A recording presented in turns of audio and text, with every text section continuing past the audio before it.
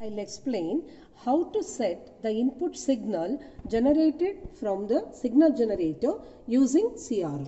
This is signal generator. We need to set the signal generator to produce a sinusoidal signal of 1 kilohertz with a voltage amplitude of 10 volts peak to peak. Now set the function knob to sinusoidal. Set the frequency for 1 kilohertz by pressing the 2 kilo knob and putting the frequency output condition. Vary the fine and coarse knob to adjust the frequency for 1 kilohertz. Now voltage is set by putting this switch to the voltage position and varying the level knob and adjust the peak to peak voltage to 10 volts. The signal generated from signal generator is given to the circuitry using this coaxial cable. Now it is required to check whether the signal generated from the signal generator is correct or not using the CRO. For that, take another coaxial cable that we call it as a CRO probe, which is connected to the channel 1 of the CRO. Then positive from this cable is connected to the positive terminal of this cable. Similarly, the negative terminal is connected to the negative terminal of the cable coming from the signal generator. Now, first, keep the CRO trace line in the ground position by pressing the ground knob. In order to verify the signal, remove this signal trace from the ground level.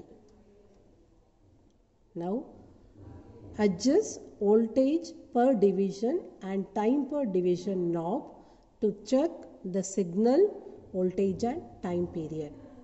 For 1 kilohertz signal, the total time period of one wave is 1 millisecond.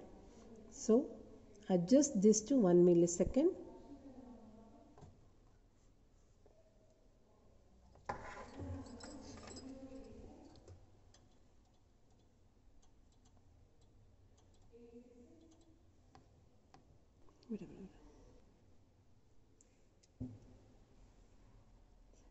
From the CRO, it is clear that the signal is having totally 5 divisions on horizontal axis, which is multiplied with 0.2 millisecond. Totally we will get 1 millisecond time period. 1 millisecond time period gives us a 1 kilohertz sinusoidal signal. And amplitude is varied from peak to peak is covering 5 divisions, 5 into 2, totally 10 volts. A sinusoidal signal of 10 volts peak to peak and 1 kilohertz frequency is obtained from the signal generator is given to the circuit. The positive is connected to the resistance and negative is connected to the one of the common term point considered as a ground.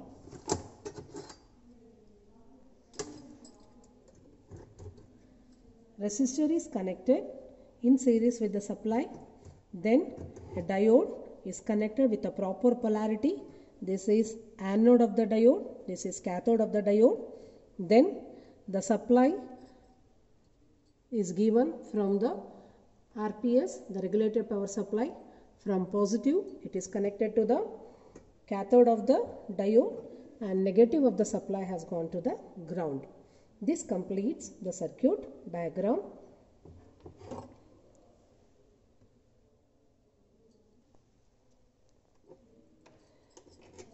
A sinusoidal signal from the signal generator is given to the clipping circuit, and a biasing power supply is given from the voltage source to the circuit, and it has to be adjusted for 2.4 volts by increasing the voltage from 0 to 2.4. Now the output is seen and measured using the CRO. Positive is connected to the anode of the diode and negative is connected to the common point.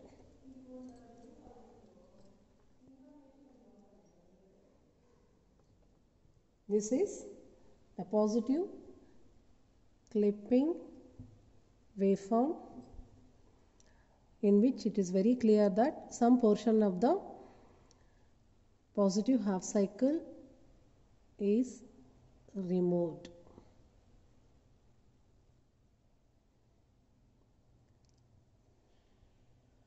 To calculate the output voltage, we need to take how many divisions it is going from the ground line. Here it is 1.4 and down it is 2.5. So 1.4 into 2 is approximately 3 volts, or it may not, it is approximately 2.8 volts. To get the transfer characteristic, we need to use the another probe which is connected to the channel 2 of the CRO, and the signal is given from the input of the signal generator. That means to the channel 1 we are given the output of the clipping circuit, to the channel 2 we are given the input of the clipping circuit. With this, by keeping this CRO in the XY mode, we are getting the transfer characteristic. It is very clear that the output portion of the positive half cycle is clipped at 3 volts.